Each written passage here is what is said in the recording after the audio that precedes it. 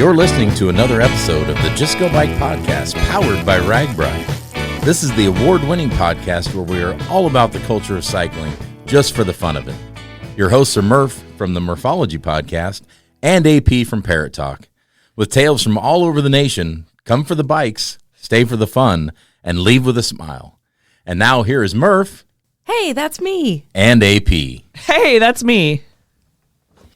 AP. Well, hi, Murph. Hi. We're back together again here in Parrot Talk Studios. We are. I know. What a treat. What a delight. Yeah, it's been a beautiful week. We went on a bike ride today, and then now we're going to do a little podcasting and see where the evening takes us. That's right. Well, we wanted to share a little bit because we've received a gift from an overnight town once again, and we just wanted to give them a shout out to Forest City RAGBRAI. And you want to describe what we got? I am wearing it right now. It is a beautiful bracelet that says Forest City RAGBRAI right on it. Super cool gift. I love these. And people who see AP and I out and about in the wild, we collect a lot of bracelets throughout the week. We do. So this is going to be an awesome addition. It's the perfect addition to our collection, and it looks sort of like a Taylor Swift style beaded bracelet. Yes. So, yes. All right, and it came with a letter, and the letter's a little long, so I'm going to try to go fast, but it's funny. Okay, so, all right, okay. Let's hear it. All right, dear RAGBRAI team. Well, we did it. Forest City hosted RAGBRAI, and against all odds, the city is still standing. The Yellow Bridge is still yellowish. The Forest Theater is still vintage. Reed needs work. And most of our volunteers have only aged 5 years in 1 week. Thank you for sending thousands of bicyclists their spandex and their questionable hydration choices our way. We love the challenge of keeping everyone happy while also making sure our own residents didn't flee to Iowa Falls for peace and quiet. Your riders brought equal parts energy, chaos, and an Olympic-level commitment to porta potties. We've gained a whole new respect for logistics, patience, and the fine art of answering the same question every 5 minutes with a smile that was mostly sincere. As a token of our gratitude and possibly as a subtle reminder of what we all endured together, we've enclosed friendship bracelets. Wear them so you'll never forget RAGBRAI Forest City, no matter how hard you try. In all seriousness, we hope the riders enjoyed Forest City as much as we enjoyed hosting them. And by enjoyed, I mean survived, and we'll talk about it for the next 20 years. We'll probably even do it again someday once the trauma wears off.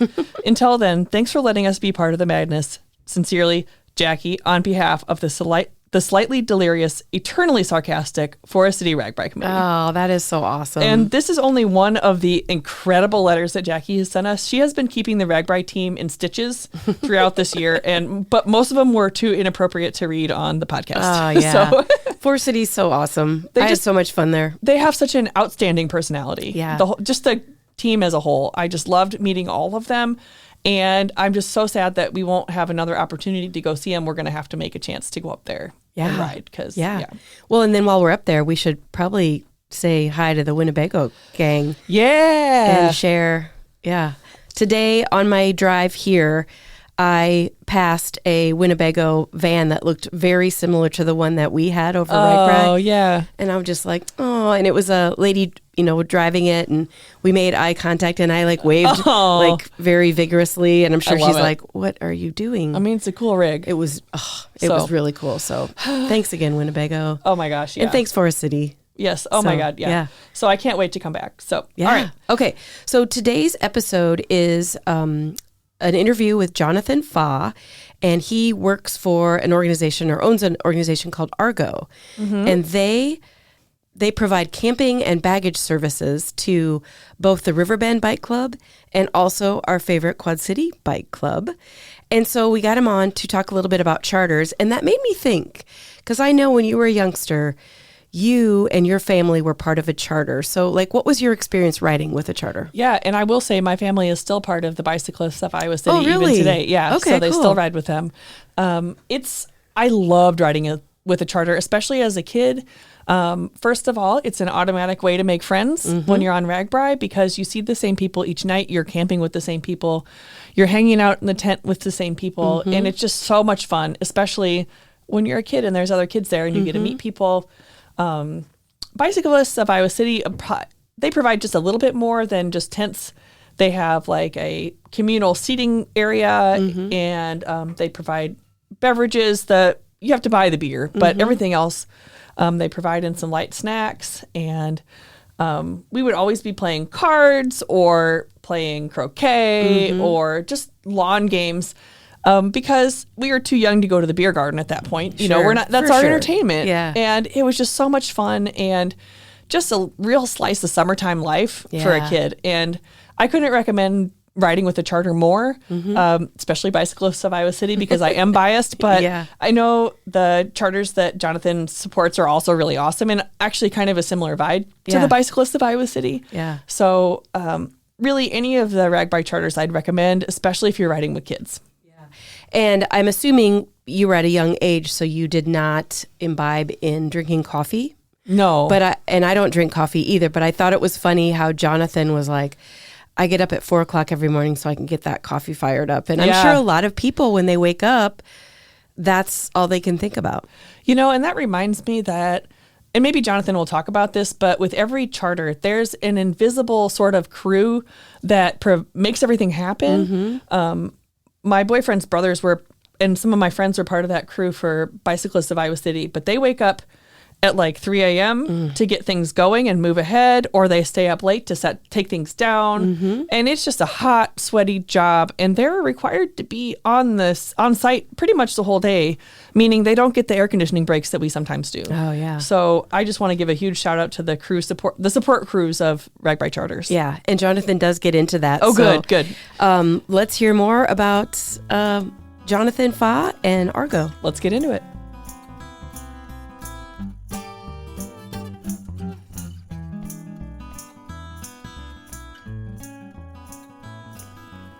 Well, a really warm welcome to Jonathan Fah. How are you, Jonathan? Oh, I'm doing great. Good. Now, I think we've met in person a couple times, most recently at, was it a charter meeting in the Quad Cities that we both were speaking at? It probably was RAGBRAI for Rookies. Did you speak at that for the Quad City Bike Club? Yes. Yeah, so we were there, which, you know, spoiler alert, now that comes into play the topic that we're talking about today, but I guess AP and I already spoiled it with our intro. But you handle baggage and camping for a couple of RAGBRAI charters. So can you give us some, a little bit maybe about how you got your start, how you got to be at the point where you were working with charters? Yeah, you bet. So back in 2009, my family runs a moving company out of the Quad Cities called ARGO Moving. And we got a call from some club members from the Riverbend Bike Club out of Clinton, Iowa. And at the time, they were concerned about some insurance and regulatory compliance things that had come up in kind of the previous few years. The Riverbend Bike Club had been hauling bags for riders for decades at that point, probably. But in, like I said, prior to 2009, there was an accident where somebody lost control of a large vehicle and some people got injured. And then also another group had run into some issues at a weigh station where a driver pulled into a weigh station and he didn't have the licensing and authority or the paperwork essentially to be hauling the stuff he was hauling. So they were concerned about, insurance issues and making sure that the vehicles that they were responsible for being on the road were fit to be on the road, as well as the drivers. So they called us up and asked us if we were interested. We're from Iowa, but kind of on the Mississippi River side. And so, I knew what RAGBRAI was, but you don't quite experience RAGBRAI the same way when you're at the end towns as you do when you're an overnight town. Right. And so I kind of had a vague idea what it was. And really, at the time, they were just looking to have us haul the baggage and make sure that we had campsites set up. There was other club volunteers and members that had handled the registration of riders and the setting of the campground locations. And then over the years, the club started asking us to take on more responsibility and we kind of kept saying yes. You know, I really fell in love with the ride after the first year, and you know, wanted to do what I needed to do to stay involved. And so that was 2009-ish. Are you still with the Riverbend Bike Club? Yes. Wow. Yeah, we've hauled for the Riverbend Bike Club ever since 2009. Yeah. Wow. And then are there other charters you work for as well? Yeah. We handle all the stuff for Riverbend Bicycle Club, and then also the Quad City Bicycle Club out of Davenport, Iowa. They're listed as charters on the RAGBRAI website. Like if you go to their site and look at charters, it's Riverbend Bike Club and Quad City Bike Club.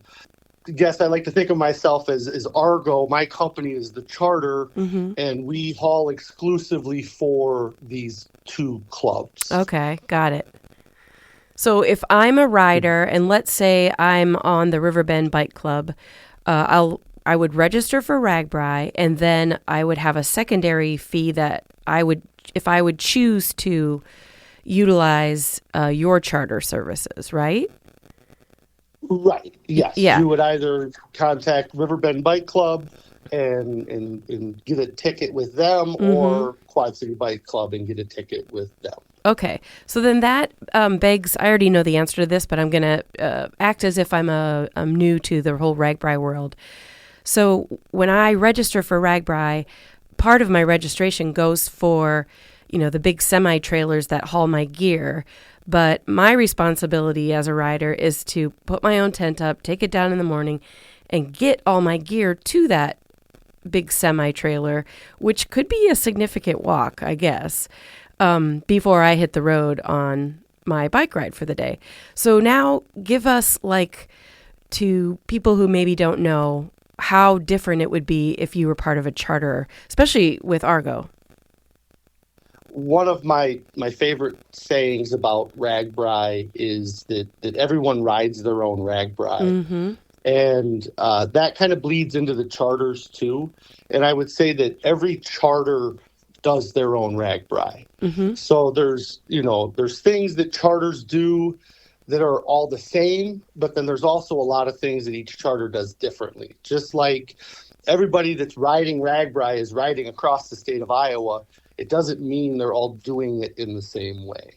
Right. And so with our group, I really want to kind of create a family atmosphere for the riders. I want it to be like they're coming home after a long bike ride, and they're walking into their kitchen and they're opening up their fridge and they're grabbing a cold drink and they're going to their pantry and they're grabbing some fruit and snacks and just kind of create a nice environment for the riders to land after a hard day of riding. And then we offer things to the riders, like we have a charging station so they can recharge their cell phones or their GPS devices. We have canopies for shade. We have chairs for them to relax in. We have so one of the things that I really like and a lot of our riders enjoy is since 2021, we bring a restroom trailer with us. Oh, okay. And the restroom trailer we bring is, it's essentially 6 individual bathrooms that have a flush toilet, a sink, and a shower in them. And so it's very nice showering bathroom accommodations that we offer our riders. We set up chairs for them to sit in. I don't know if I mentioned that. And then we offer snacks like fruits and veggies and chips and cookies. We have coolers full of cold drinks, soda, Gatorade, Powerade, and water. And with our service, everything's paid up front. So like I said, I want them to feel like they're coming home after a long day of riding, and they're just able to grab what they need. And there's something to be said for having, like flush toilets and a shower in your camp space. And I love your idea of having the chair set up. So, maybe some of these riders are doing RAGBRAI for the first time and also doing it solo. You have like a built-in family atmosphere. I finish the ride, I go grab a drink. Maybe I'm going to, get ready to take a shower, but I go have a seat in the shade for a while. And you're going to build up friendships and that sense of community. Oh yeah, that's one of my favorite things about RAGBRAI is the I guess I would call it like the campground conversations. Yeah. People just kind of, they're sitting down and they're relaxing, and then the two people are next to them talking about something, and they realize they have something to add to that conversation. So they kind of join that conversation. Then it turns into 3 people talking, and then 5 people talking. And then the next day when you're out on the ride, you pass by each other and you have somebody to say hi to. Yeah. Or to continue a conversation with out on the ride as well. Right. Or some people make friendships and they decide, hey, I leave at 6:30, you leave at 6:30. Why don't we get out of here at the same time? And, and kind of do some of the ride together. So. Yeah, it's awesome. So let's look specifically at, the 2 charters that you're part of, or the 2 clubs that you're part of. What services do you offer? You talked about kind of the fun stuff like the shower, the bathroom, the shade and drinks. But if somebody were to sign up to be part of your charter, is it a kind of a multiple items that they can check off? Like if I don't want to put my tent up or I don't want to sleep on the ground, are all of those different options, or how does that work? Right. So my charter, or our charter, we do not offer a tent service. It's something that over the years, we've seen a lot of charters start to develop a tent service. Kind of my own personal philosophy on it a bit is that RAGBRAI is a biking and camping event. Right. The majority. Right. Go ahead. People focus on the biking part of it. Like I could go up to somebody and say, how many miles did you train to ride RAGBRAI? And they'll say, oh, I did 500 miles, or I did 1,400 miles, or 7,000 miles. And then I could say, how many times did you camp in a tent or set your tent up? And they'll a lot of times be like, yeah, I guess I set it up once to make sure it worked, or that is so true. And to me, the full experience of RAGBRAI is doing the riding and dealing with the camping, the making sure that you zipped your tent up before you went into town so that if it rains, your stuff doesn't get wet. And it's all part of the experience, in my opinion. Now, like I said, if you're not looking for that, there's a lot of great charters that they'll set up a tent, they'll blow up an air mattress, and they'll kind of pamper you at any level you want. With us, it's kind of a flat rate. This is what you pay for the week. And, I'm not going to hit you up for any more money throughout the week. And, you can budget accordingly with that.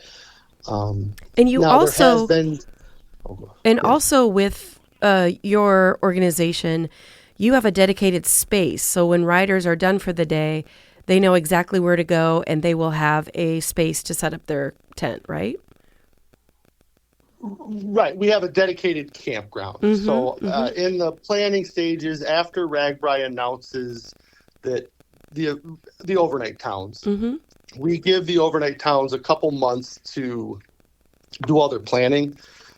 And so then in early May, I come through and I visit with a volunteer from the town, and they show me either the camp spot they want us to be at, or they show us 4 different options and we can kind of pick. But over the years, we've increased our services. So in 2009, when I started, all we did was haul bags for people and made sure that they had a spot to camp. I guess we set up canopies, but it wasn't, I didn't have showers. I didn't have, we bring Kaibos or portable toilets with us. And we had 1 generator for the charging station and like 2 coolers. And so the needs were small. And I had kind of a thing when I talked to the campground chairs, I would say there's 3 things I'm concerned about. Mm-hmm. I'm concerned about being close to showers, being close to a shuttle, and being close to bathrooms. Mm-hmm. Yep. And so when it was that way, towns could kind of put us in different spots so they could find different places. Now, when I come into town, I have to be like, well, I need access to water. I need to be able to dump the waste from the shower trailer. And we also sometimes need more space for things as well. Mm-hmm. So over the years, our needs have kind of changed, but the towns have always been great, helping us find places. With all the stuff we have, we're kind of even more self-contained, so that, if they can just get me access to a water spigot, I can make it work. Yeah, I was going to say, as long as you have the open space for people to put tents up and water, you're set. You can make a little village out of your all the stuff that you bring. Yeah, and that's something that developed over the years. I can rely on the towns for the shower, the shuttle, and the bathrooms, but sometimes I only get 2 of those 3. The showers are right there and the shuttle's right there, but to find a bathroom, they have to walk 200 yards or 400 yards. Mm-hmm. And at 2 a.m, people don't like walking the length of 2 football fields to go to the bathroom. And then think about that. You come out of the bathroom and you've got all that space to walk. And then chances are you're not even going to remember where your tent is. Like, that was right. a nightmare back when I used to camp, where I would go to the bathroom in the middle of the night and you'd be like, oh, there are so many green tents. I have no idea which one's mine. But yeah. Yeah. Everything looks different when you're looking at it from the other side. Exactly. Yeah. Okay. So speaking of looking at it from the other side, obviously we as riders, we know what we do. We get up in the morning, we pack everything up, we get it on the trailer, whatever, brush your teeth, and we ride all day. So I'm guessing your day is not the same. So what's a typical day for you and your team? On RAGBRAI, for me, every day starts at about 4 a.m. Oh, wow. I get up at 4 a.m. We get the coffee pots going to make sure that everything, we have enough coffee for everybody and it's ready to go when they head out in the morning. And I go to the next town to kind of secure our spot and then gather information. Mm-hmm. One of the roles I feel like we need to fill for these riders is being an information booth. Mm-hmm. They don't know where the shuttle stops are, or how to get into town, or the restaurants around us that might be serving food. And so I'll go to that next town, and that's when I start to kind of gather those things. Yeah. The towns try to do a great job of telling us this stuff ahead of time, but with the way things work is that they may have planned, for example, in the second town, Milford, this year. Mm-hmm. I got to town and we were going to hook up to a certain hydrant and we were going to dump our waste into a certain manhole. And I got there at 5 a.m. and they didn't have a meter on the hydrant, and it had rained and the ground was wet. So I had to change all of those plans that morning. I had to find another source of water. I had to find another place to dump our waste at. And so by getting up that early, it gives me the time to do those things. Yeah, and the nice thing about that is the bike riders, they have no idea that it may be a little bit of chaos at your end, but by the time they get into town and, go sit in the shade, they have no idea how the day went for you guys. Yeah, and it's my goal to make sure that they don't. Yeah, yeah.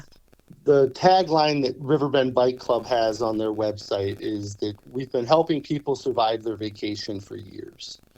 And these people are on vacation, the riders. Mm-hmm. They're doing a crazy thing for their vacation, in my opinion, because I don't ride bike, but it's their vacation. So I don't want them to stress about things. For sure. They've already been stressing for 9 months or 6 months about if they're even going to be able to get it done, especially the first time riders. And I want them to feel like we're a place where they can reset and they can get rid of those doubts that maybe they had for the last 12 miles of whether or not they were going to ride the next day, and get them there, get them in the shade, get them rehydrated. And then by the next morning, they're like, I'm ready to go. Yeah, I'm ready to do it again. Yeah. Yeah. And so my day starts at 4 a.m. We get all that stuff together. Our guys bring the baggage to the new place and we set it out. And then everything we do is really fluid. So like if I get to a campsite and there's no trees, then we put up all of our canopies. But then the next town I might go and the park has got trees everywhere, I might just need to set up one or two. Or if there's rain in the forecast, a lot of times we like to set the bags out. Like if you do the RAGBRAI baggage, they try to kind of set like the time. Like if you put your bag on here at 7:30, it's likely going to be in these areas. Right. When we put out bags, they're all laid out. There's no bags stacked on top of each other. We create aisles so you can walk between the rows of bags and see them. And that's how we like to set it up. But if it's going to rain that day, then we kind of pile everything up so we can put tarps over it. At one point in the morning, I'll send a couple of our guys to the store to go shopping. It's another one of my kind of RAGBRAI philosophies or policies, is that I want to buy the stuff that the riders are going to consume from the overnight town that we're in. And so I will send guys to the Fairway or the Hy-Vee, and we'll go and we'll buy all our fruit from them, all of our chips, any replacements we need for Gatorade, sodas, we'll buy in the towns that we're in. And so we try to buy local while we're out on the ride. Yeah, just to be able to support local and, the employees that are there. Right. They ramped up employees. Yeah. Like in Orange City, so the first overnight town or the day zero town, I'll buy a pallet of water from that grocery store. And, so I went in and I talked to the Fairway manager, and he said, that's great because I bought an extra pallet of water. So it's awesome that I'm able to sell all of this in one shot when I was nervous if I was even going to sell any of it. And so, yeah, and then like you said, the employees, they have all of these grocery stores or restaurants are all hands on deck all day. So, well, I can definitely feel and hear the passion that you have for making sure the riders feel like they're having their best week ever. But what is it that you enjoy about what you do? Because you've been doing it, you said, for what, 15 years? Maybe longer? Well, I think 17 what it ends up being when you take out the leap year there. And you're not a cyclist, but you're immersing yourself into this environment where, here we are taking our vacation to ride our bikes and be in the heat and all that good stuff. But what is it that you enjoy? The two things, first, the problem solving. I love saying when I'm out there that RAGBRAI hands me lemons and I make lemonade out of it. Just like I mentioned, the Milford thing, there's all kind. I could tell you a different thing from each town that didn't go right, and we fixed it and we figured it out. And like you said, I hope the riders didn't even notice. The second thing that I love is the people, the riders themselves. I kind of classify the riders into three different groups. And the three groups are the first-time riders or the virgin riders.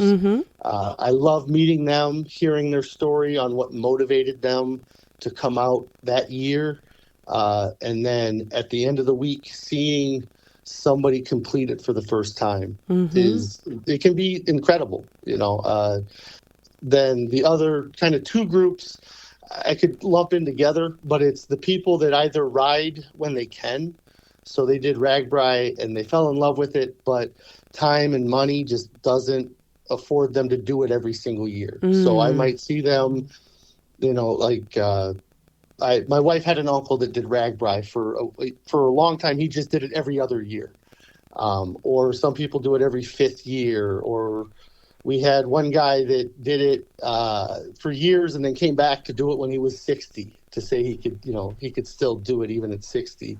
And then the last third is the people that do it every single year. Yeah. And those people, I could sit down and write a list of probably 30 people that I anticipate seeing every single year. And I might not know about a lot about them. I only talk to them for that week that we're on RAGBRAI, but I look forward to seeing them. Yeah, look that's forward the whole to family the handshakes aspect. and Yeah. the hugs and yes. And the glad to see you're out here again, and so the riders is a big part, but it's not, when I say people, it's not just the riders. It's the people in the towns. So many of them are volunteers, especially when we get into the real small towns. And they are giving up their time to do all of this planning. And many of them don't have any idea what they're getting into when they say, yes, I'll help with that. They just want to help. And so they say, yes, I'll do that. And then they realize that they're getting contacted from 30 different charters and 20 different bike clubs and hundreds of riders looking for housing. And they step up to the challenge and they get it done. And it's great to see them do that. There's been many of them that I run into or talk to during the day, and I can see how hard they're working for this one day, and just knowing that tomorrow it's all gone and it's all over, and they've been able to accomplish their RAGBRAI. It's a different RAGBRAI for them, but it's they're getting it done.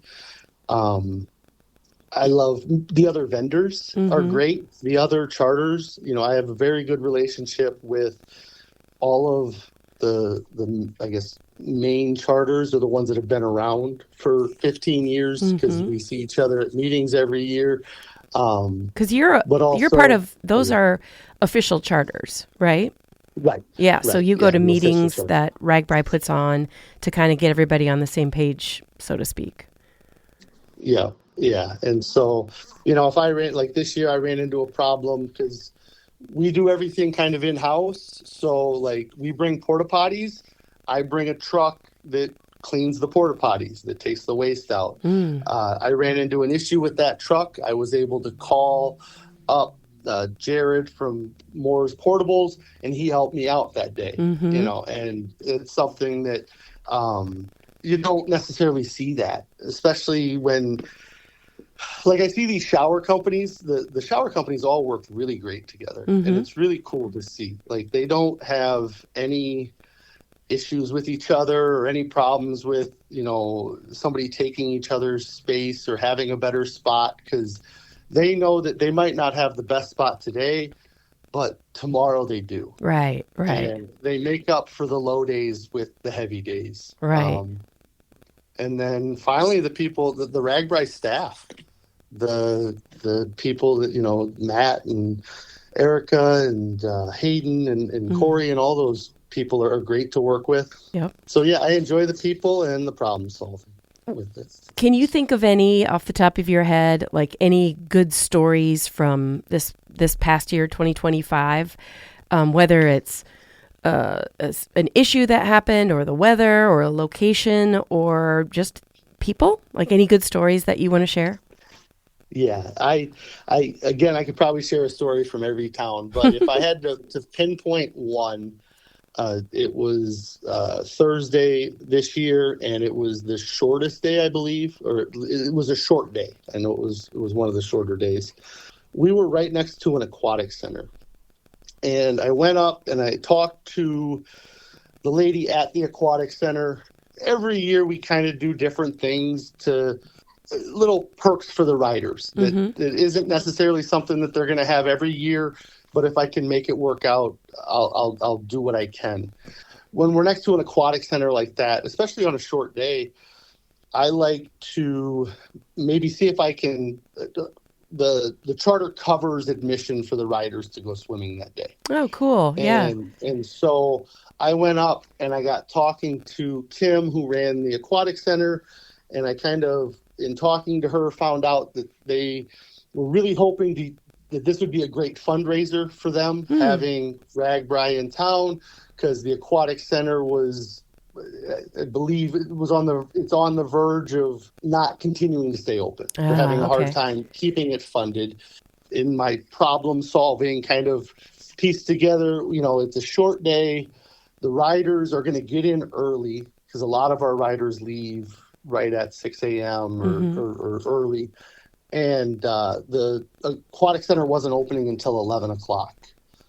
And so I asked her, I was like, so if I was here any other day or time of the year, could I rent out the swimming pool to have a birthday party? Oh, okay. And if I do that, how much does it cost to do that?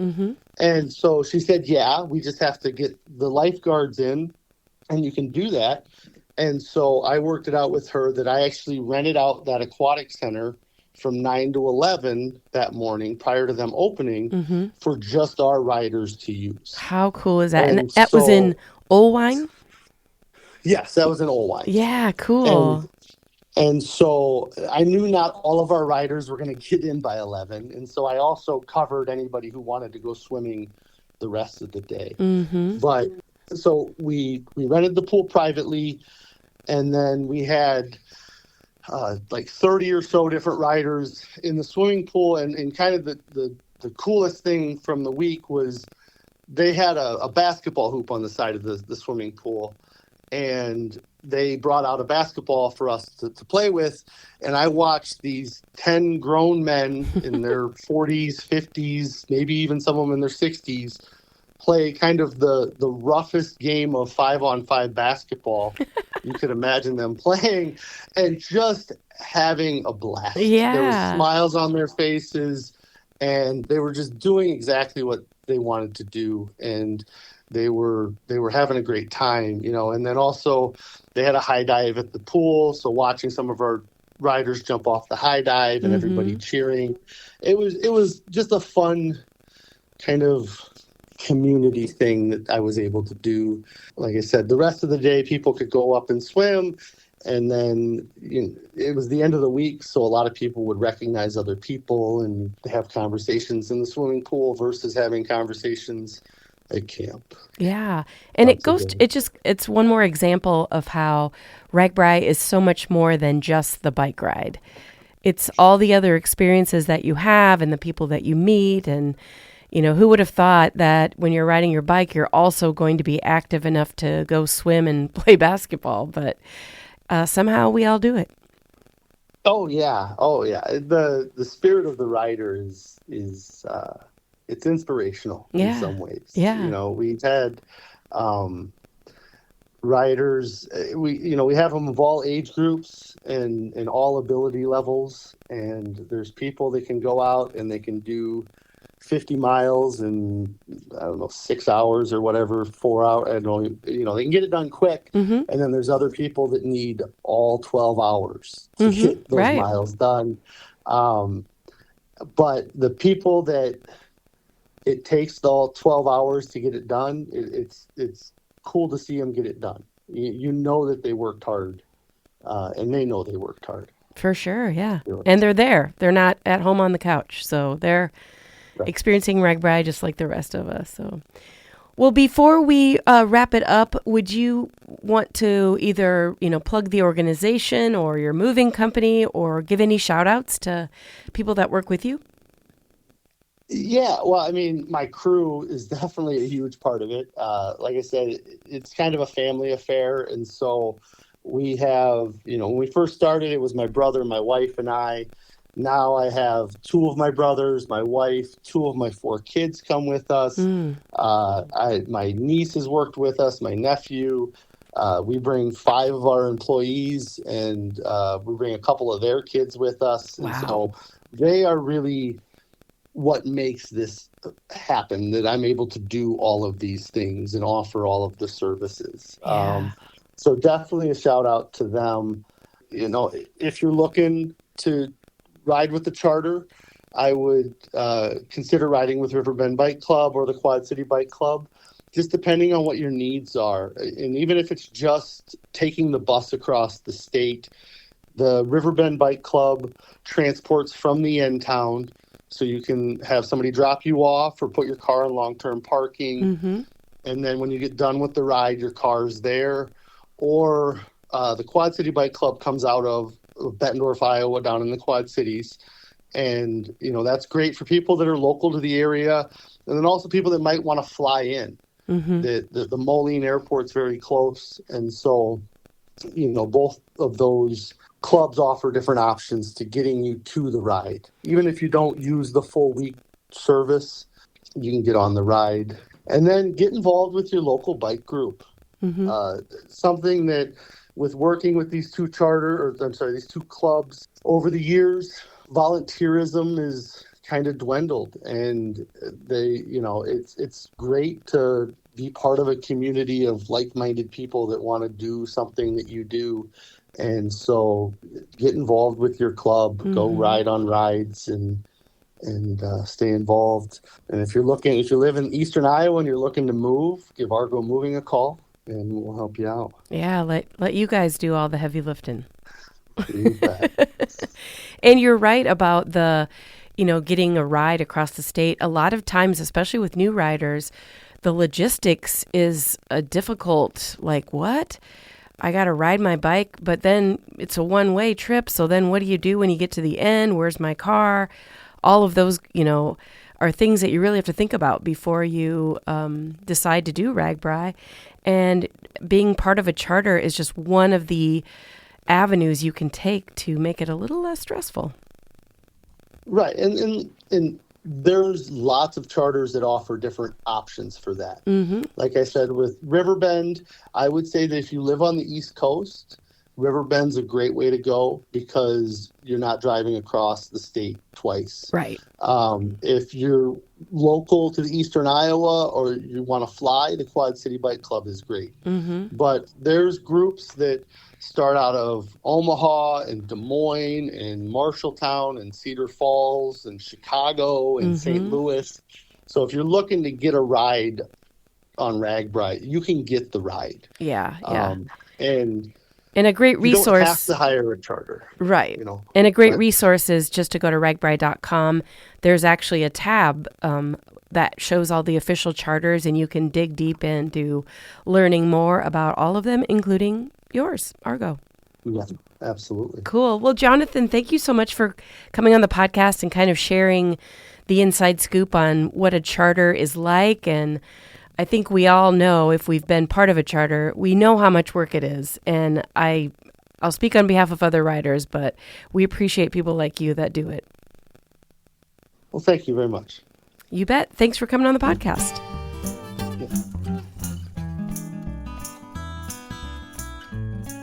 Well, listeners, that is it for today. We want to thank you for tuning in to listen to the Just Go Bike podcast. If you would like to contact Murph and AP with a comment about the podcast, or maybe even you have a topic in mind, you can reach us at justgobikepodcast@gmail.com. Please follow us on Instagram and Facebook and watch our intros on YouTube. And don't forget to rate, review, and subscribe to this podcast, especially if you're a fan. That is going to do it for this week. Until next time, Just go bike!